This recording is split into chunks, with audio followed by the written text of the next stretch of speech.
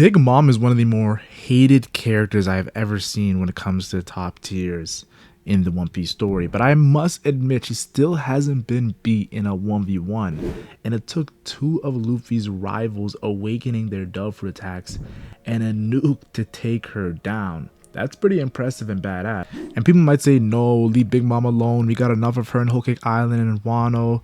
And of course Kaido mourned her death, so she should be gone for good. And she did that Roger speech asking Roger about the One Piece, like the secrets and all that jazz over there in the end. But she did tell Law and Kid in that same speech this won't be enough to take her down, and pretty much it was foreshadowing to me that she's gonna come back. And what better arc to have her return than Elbaf, especially with Hairuden confirming Elbaf's excitement when Big Mom fell to the ground and her status as Yonko was gone. And even Gerd of the New Giant Pirates talking about how she used to be friends with Big Mom as a kid, and we saw that in the flashback. So yeah, they're definitely going to speak more about this after the toast.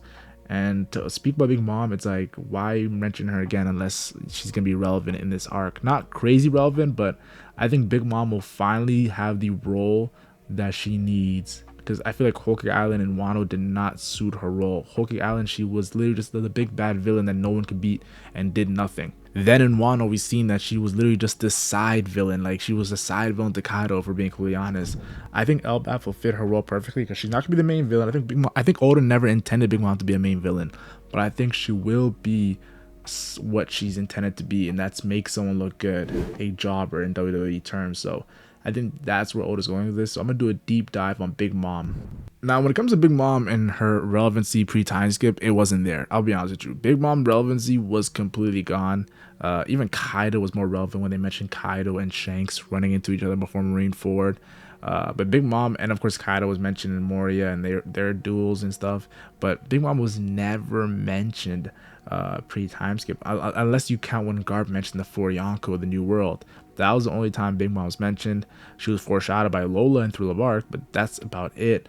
So, and then of course right after the time skip, Fishman Island, Oda throws her right in front of our face right away as the first Yonko to actually be involved in something major when it comes to Fishman Island and that territory, and Luffy disputing with her. And she mentions Garp, says this is Garp's grandson, and we have to understand, knowing what we know now, how Garp helped take down the Rocks Pirates, to make sense why she mentioned Garp. If anything, Big Mom put more respect on Garp's name than Kaido ever did. It makes sense though. Kaido was just an apprentice during the Rocks days, while Big Mom was a legit top commander on the Rocks Pirates. In my opinion, it was Rocks, Whitebeard, Shiki, and Big Mom. Those were the 4 strongest characters on that crew. And even Roger had to sneak into her territory and steal a road poneglyph.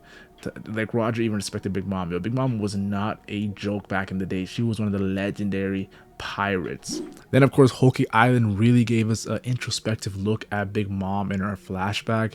It really highlighted how innocent she was as a kid. She was bigger than her usual size that she should have been, knocking out bears in one punch. She reminded me of Kazuki Yoden, for goodness sake, for her innate power and strength, which I feel like Oda will reveal some sort of connection of Big Mom and why she's so big and strong.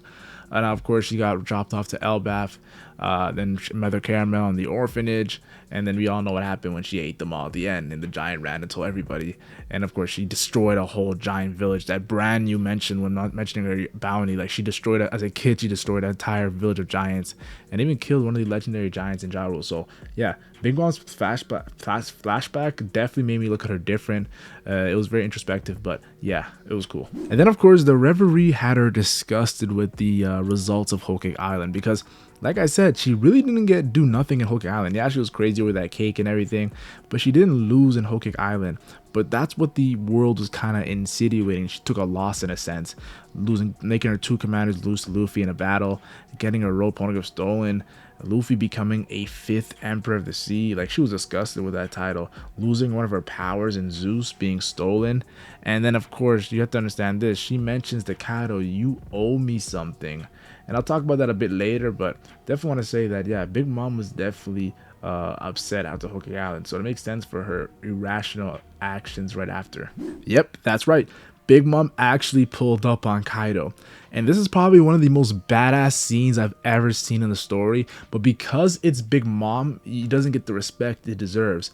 She pulling up with not even her strongest commander, guys. Katakuri is still there in Hokage Island, and not even her third strongest commander in Cracker there, and not even like we didn't even see, I don't think we've even seen Snack, yo. It was just Smoothie, Perospero, and Daifuku. Some of her strongest commanders. Smoothie, I think, is her second strongest commander after Katakuri, but still, Big Mom didn't even come with her full force to pull up on Kaido, yo. That is badass. And Kaido was like, don't let her in, and like panicking. When you see the strongest creature alive panicking, her power is legit.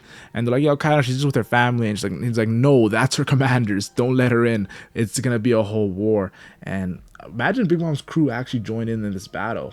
We would have no chance. We lose. We lose. If Big Mom crew comes on Wano, we lose the actual battle. Thank God for Marco the Phoenix, yo. He really saved the day there. And then of course we see that Big Mom loses her memories. She befriends Chopper and Tama. We find out her love for kids. Makes sense because of a whole flashback, like I told you, very introspective. And then of course she destroys Queen in 2 hits. Luffy and Hyokuro try to block her with advanced armor haki, doesn't work, gets slammed to the wall. Yeah, it was hype, yo. Big Mom in prison Udon was hype. And when she got her memories back and Queen was shitting himself, yeah, like I said, you know what's funny? People think Big Mom's a joke. She's a clown for a lot of like funny, goofy moments she has, where like she shouldn't be being in those moments for how powerful she is. But to balance it out, yo, Oda does give her hype moments as well. Like Oda gave Big Mom some of the most hype moments I've ever seen in the last couple arcs, guys. Then of course Big Mom asks King to join her crew. We know Big Mom likes to have different races on her crew in Hokage Island, and King's a special Lunarian race, so it made sense. And of course King fucking kicked her entire crew off, and her as well, and lost her memories in that badass moment when she did pull up. So yeah, of course she would want King to join her crew, of course.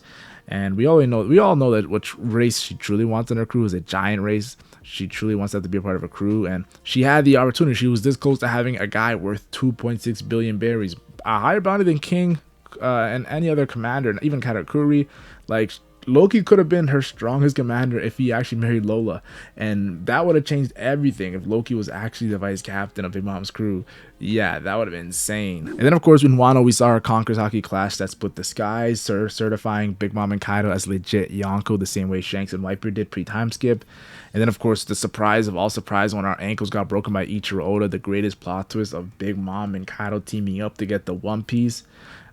Big Mom was so serious about it. She even highlighted Nico Robin ability to, of course, read the royal poneglyphs, and said that Pudding is not doing the job, pretty much saying F Pudding, which Blackbird currently has. And of course Pudding still has belief that Big Mom's gonna come back, another foreshadowing of her returning. And the fact that Aokiji and Van Arga went to Hokage Island when Big Mom is not there and did what they did. If Big Mom is there, it's a different story. Aokiji and I don't care how strong Aokiji is, former admiral, I don't care. Big Mom's a Yonko. He's not pulling up like the way he pulled up and leaving and taking Pudding and freezing Cracker. Like, no. Big Mom it finds out that Aokiji's there. She's going to meet him herself and say, what are you trying to do in my territory? Yeah. And Aokiji's going to have to respect that, because I'll be honest with you, when Aokiji met a Blackbeard, it was still in contention. We did not know. Aokiji could have had a chance to be Blackbeard at that time during the time skip. Nowadays, if he met a Yonko and Big Mom, like, I'll be honest with you, Aokiji might do well in the fight, and he might be able to escape, but Big Mom is not scared of an admiral. She's not. She's a Yonko, for goodness sakes. Think about this, yo. When we were on the rooftop and Big Mom and Kaido were fighting, yo, the only answer the worst generations had was to split them up, separate them, because it was like fighting 2 Kaidos. That's insane. That's how powerful Big Mom is. And I thought this too, like, yo, 2 Yonko? Oda, this is overkill. We cannot face 2. We just want to take 1 Yonko down, for goodness sake. And now you're adding another Yonko? Oda, for goodness sakes, what are you doing to us? Honestly, this was insane as a fan seeing this. And then of course Oda's adding in her Conqueror's Haki coding and making her one-shot one of the strongest commanders in a Flying 6 in page 1. And then Oda's having Usopp try to act like it's his Conqueror's Haki when really it's Big Mom fighting on the same floor. If Big Mom's standing on the same floor, her Conqueror's Haki is just oozing out of her. This is why people always say, yo, Big Mom didn't use Conqueror's Haki coding against Kid and Law. No, she did, just Oda just didn't highlight it. There was so much behind the scene footage when that battle, like Kid was getting mopped around the floor by Big Mom. Like, I'll be honest with you, she started her assault in Kid and Law, and they were beat up, yo. They almost didn't get back up, guys, multiple times, yo, until of course she lost the battle in the end because of what I talked about earlier. So yeah, no, put some respect on Big Mom's power. She's not a punk. So yeah, as you could tell, I do respect Big Mom, and regardless of her loss, I do respect her in the story, and that's why I'm excited for her to come back. Big Mom's crew is missing as well after Wano, and they said they ran into CP0 ship or CP something ship that went missing as well. And knowing Smoothie, Daifuku, and the crew, they will look for their captain. I see her coming to Elbaf, and I'll be honest with you, like, more lore is going to be dropped on Big Mom. And of course, we know that Eustace Kid got mopped right outside of Elbaf by Shanks, so Eustace Kid might be on that island too. So she could try to get her revenge on Eustace Kid, or she could try to get her revenge on Luffy. And Luffy Gear 5th as a Yonko will have to be the one to take her out, certifying Luffy as a legit Yonko. Because I'll be honest with you, Luffy beat Kaido with a lot of help. Then he went to Egghead Island, and he did well. He did well against Kizaru. I'll be honest with you, Luffy's stronger than Kizaru, but Kizaru still had that SBS moment of giving him food. So it's like now it's a little in contention of how well Luffy did. And then he fought the Gorosei as well.